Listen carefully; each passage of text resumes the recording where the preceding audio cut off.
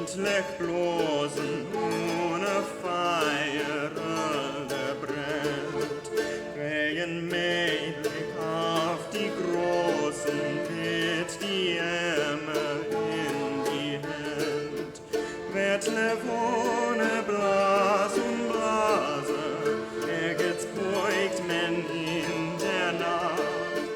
Dort wo großen seine Nase steht, Grenze vertracht. Ei, ei, ei, ei, ei, ei, ei,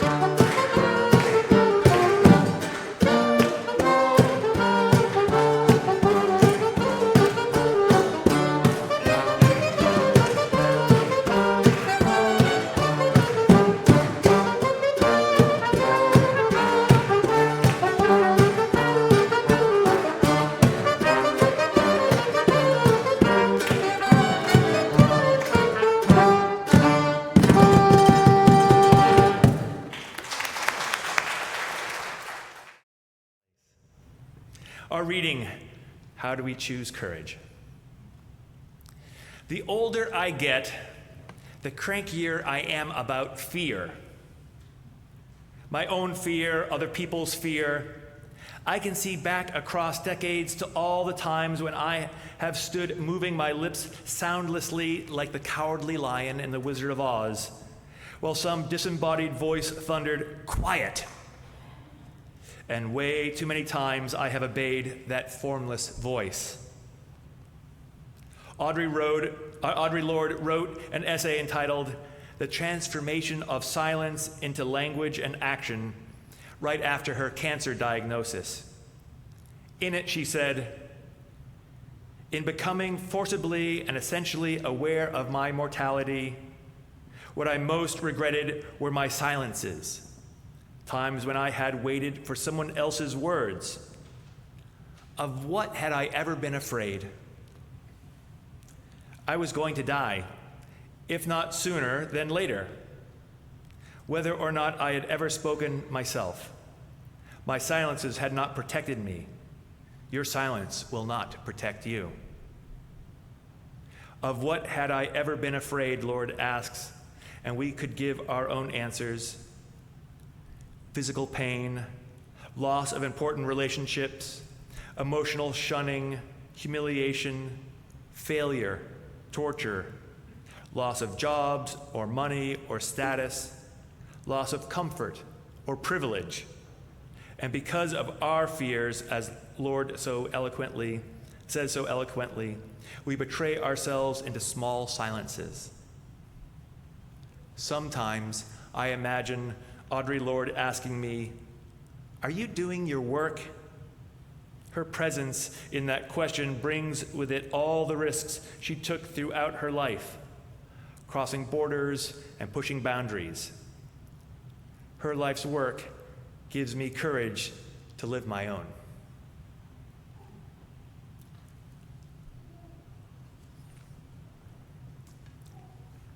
Now, I'm going to start my sermon by telling you a couple of stories. The first is about a dear friend who died just this past year. Though the 20 plus years ago, when I heard that my friend Jackie Ferry had cancer, I thought to myself, cancer doesn't stand a chance. Jackie Ferry was one of those huge figures who had done so much in her life that I'm going to tell you a little bit about what she did, but you will be amazed that she fit all this stuff into one life. Now, you might have actually heard of Jackie and her wife Amy, because they appeared on the radio program StoryCorps a few years ago. Or maybe you recognize Jackie's name from when she hosted an MTV show. Or maybe, just maybe, in the back of your mind, her name is triggering some image from a tabloid magazine because she was nanny to Kurt Cobain and Courtney Love's child. Jackie was diagnosed with a rare form of cancer 20 plus years ago. A form of cancer I can't really explain, but as she said, she was fighting it full time. She was tough and creative and funny, and she was very, very brave. It's what you become when a disease comes to kill you, and you won't let it. This courage comes from facing danger when you are afraid. Now, it's not the only time that Jackie has been courageous in her life, nor is the source of that courage the same. You see, Jackie grew up in a cult. It was called Synanon. It started off as a drug rehab program, but then its leader, this guy called Chuck, liked power too much, and he thought that perhaps this drug rehab program could somehow spawn and be the source of more power for him. He turned it into a long-stay program where people came and never left. Jackie's parents joined and brought her to live in Santa Monica. And she, like all the other children in this cult, were raised communally by the group. In fact, there was a picture of Jackie that appeared on the cover of Newsweek magazine. She was about 10 years old. She had a shaved head, an orange jumpsuit. She was doing karate or kung fu or something, and it just said, "Cult." Jackie grew up doing what she was told, believing what she was taught. Then when she was a little bit older, Chuck, the leader of the group, decided that everyone's marriage should be dissolved and that folks should switch mates on a regular basis. Jackie, who I think was about 12 at the time, told me that she remembers hearing this and thinking, well, this doesn't seem right. It felt contrived. It felt wrong. But the adults were going along with it, and she and the other kids just sort of went along with it as well. And then about a year later, she overheard Chuck saying that he wanted to include some of the teenagers in this spouse swapping event. At that moment, Jackie said, the literal straw that broke the camel's back in her, that she just felt it break, and she went, this is wrong. And she went to the broadcast room. See, they lived in this compound, and each house had its own speaker system that would play music and announcements, and it was all run from this one broadcast room, the 100 or so apartments and buildings. And so Jackie went there. She told the person running the sound system that morning that Chuck wanted to see them. And that person left, and she locked the door and barricaded it, and then she got on the microphone, and for about 3 hours, she let everybody know what she was thinking. For 3 hours, she let everybody know the truth as she knew it. Eventually, they were able to get in, turn her off. By that night, she'd been kicked out and was on her way to her grandmother's house on Long Island. She went alone as her parents had chosen to stay there in the cult. They stayed for another 20 or so years. Do you see what I mean when I said that when I first heard that Jackie had cancer, that I thought cancer didn't stand a chance? Now, the thing that I find interesting when I look at these two examples of Jackie being brave is what motivated, is that they were motivated by different things. The first was her challenge with cancer is because it was a fear of death. The second comes from having a strong moral compass. As the Reverend Meg Riley said in the reading, of what have I ever been afraid? Physical pain, loss of relationships, shunning, humiliation, failure, loss of comfort or privilege. Jackie's courage to face cancer comes from an overpowering fear of death with a knowledge of the joy of life. Now, the second story I want to tell you comes from Rebecca Solnit's book, Paradise Born in Hell.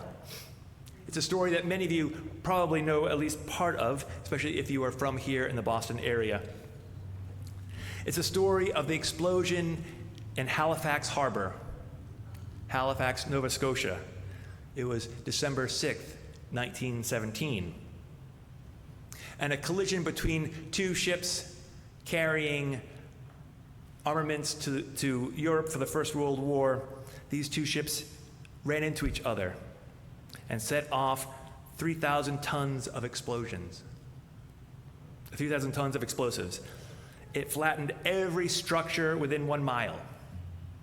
Hundreds of acres of forest caught on fire. 1,600 buildings were destroyed. When the explosion happened, all of the water in the harbor just went up into the air. And then a 40-foot tidal wave came rushing into the harbor. 1,500 people were killed almost instantly. 9,000 people were injured. And then a blizzard struck. Authorities in Boston learned of the disaster via telegraph and quickly organized a dispatch train which reached Halifax the next evening at 10 p.m. to assist survivors. The people on that train started to distribute food and water and medical supplies. The people on that train, whether they were doctors and nurses, soldiers, even the conductors, everyone just got out and started to serve the people there in Halifax. And this is why every year the city of Boston receives a Christmas tree from Halifax, Nova Scotia, that is put up there in the Boston Common. It's a thank you for an event that happened over 100 years ago. Of course, Boston was not the only city to respond. The survivors in Halifax and in Dartmouth, the city across the harbor, rushed in and did things that only one day before seemed impossible. All of a sudden, all of the distinctions that kept people apart were just wiped away. English Protestant women who would never be seen even speaking to Catholic children now brought them into their houses and raised them. Every social division was done away with. People of every stripe joined in to give aid. When disasters happen, people aren't sorted out by preference. They drag us into emergencies that require that we act, and act selflessly and bravely and with initiative in order to survive or to save our neighbors, no matter how we vote or what we do for a living. As Solnit points out, this is not something that only happened in Halifax, but happens after every disaster. It happened after the earthquake in San Francisco and the earthquake in Mexico City in New Orleans after Katrina, in New York after 9/11, in Los Angeles after the fires just this year. Disaster movies and the news media continue to portray ordinary people as hysterical or vicious in the face of calamity. We believe these sources telling us that we are either victims or we are brutes. And people believe that rather than trusting their own experiences. Even after people have seen other people treating each other with kindness, they will change their own beliefs because of what someone on television or the news tells them. And people come together to help not only after natural disasters, but after any disaster. When Ukraine was first invaded, our newspapers were filled with stories of courage and kindness. Whether it's their political leaders not running away, to grandmothers berating Russian soldiers, to ordinary people taking up arms, to the Polish and Romanian people taking in refugee families. And in so many ways that we are not even aware of, people are helping other people. There are so many stories that are affirming of life, heartbreaking stories. When Rumsia Öztürk was kidnapped off the streets of Somerville by ICE agents, people in Somerville and Cambridge and Medford and the surrounding area showed up less than 24 hours later to a protest in Powder House Square. Thousands and thousands of people just showed up. Almost by word of mouth, people showed up. It was amazing to walk around and see the faces of people that I've known for years who I've never seen at a protest before. And they were there because they told me they were scared.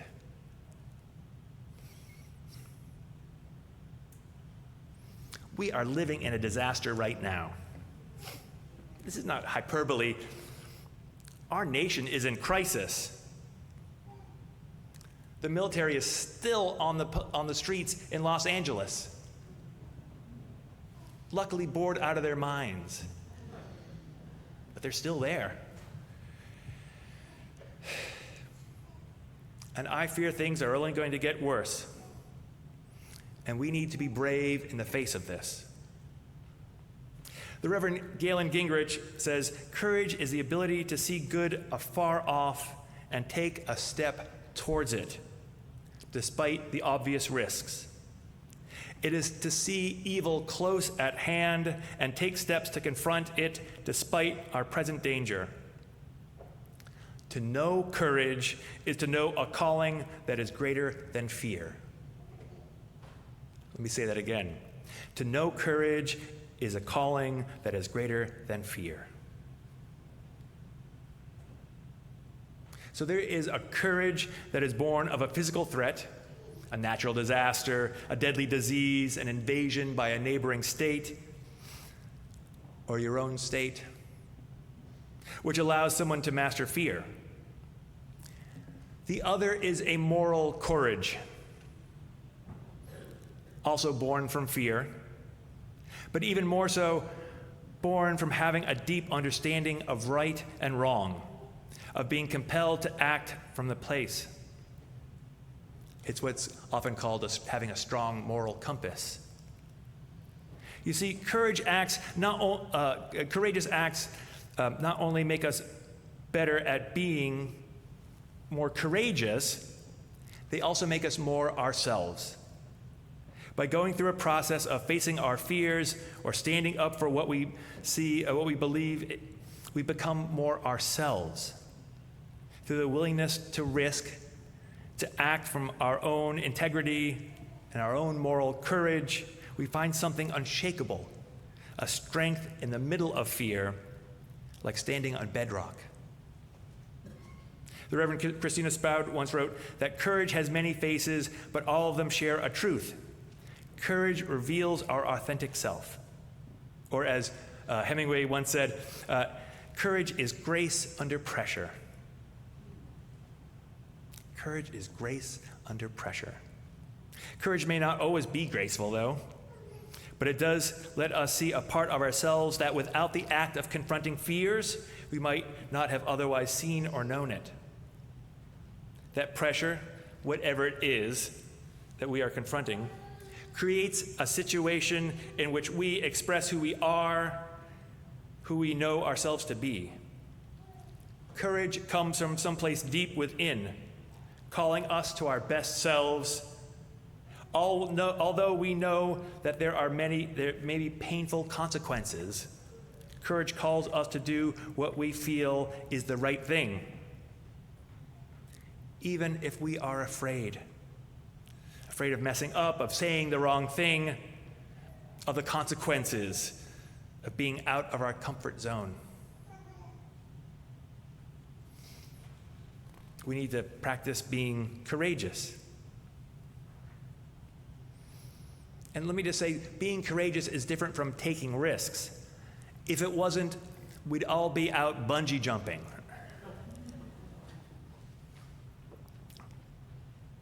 As individuals, we have opportunities to practice courage because we believe that each person must do their own work in life to manifest their own courage.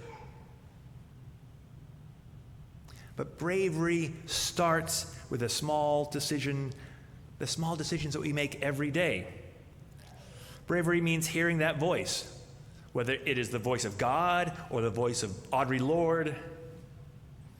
Hearing that voice in private and obeying it in public. Right? Bravery means leaning forward into faith. Bravery is not just something to be kept to yourself, but passed on to the next generation. So if you want to develop courage,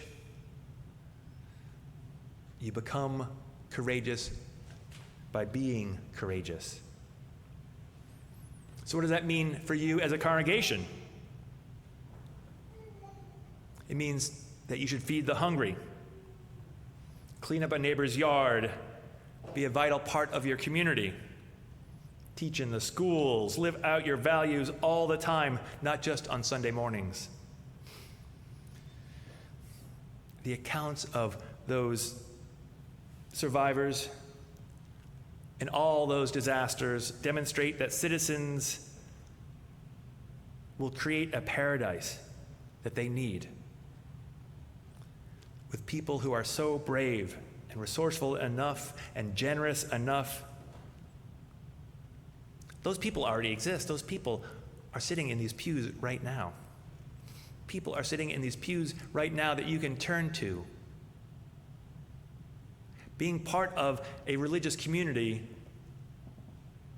helps you to define your moral compass, helps you fine-tune it, helps you understand that things are not just about you, but about the larger us. Being part of a religious community helps you understand that you belong to something larger than just yourself. At a time when everyone is feeling so isolated,